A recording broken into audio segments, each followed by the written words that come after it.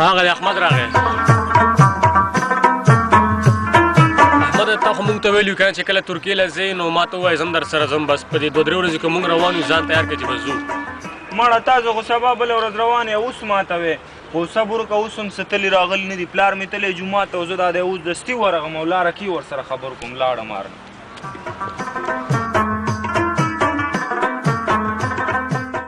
تا ته خو ما مخکې ویلو چې زه ځم ترکیې ته ځم په یو طریقه هم نه ایسارېږم او زما ملګري روان دي ترکیې ته او زما هم خبر کوه بس چې ځم ترکیې ته. ته راځه زوی هېڅ خبره هم نشته ته خو لږ راشې هېڅ خبره هم نشته.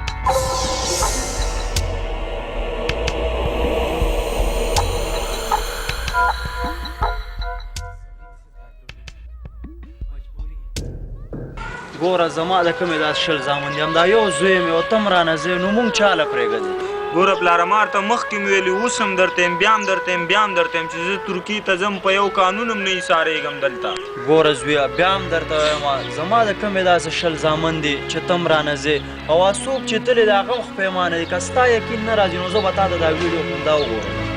ته دا ویډیو لږ وګوره. دلته چې موږ دا 10-12 لک روپۍ ور او د مرګ راتېر شو نو دلته کې بیا هغه ژوند شته که نشته؟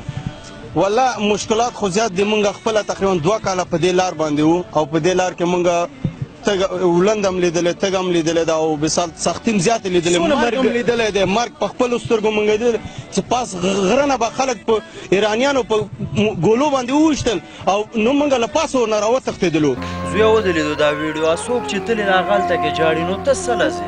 پلاره دا خو یوه ویډیو ده که نه چې ته ما ته داسې 20 دانې موخې هم زه ځم ترکیې ته زه نه ایسارېږم. زویه ستا چې دومره شوق دی نو بس زه سامان مامان دی واله او زه د خیره سره.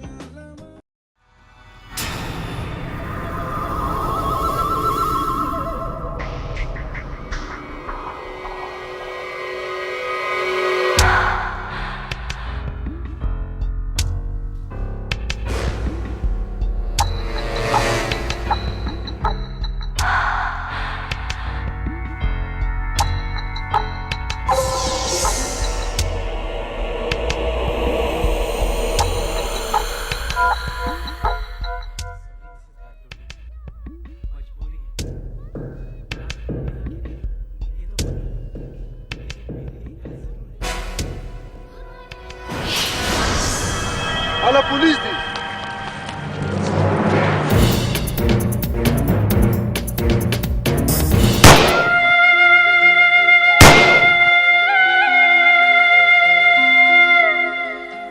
احمد یې ویشتو.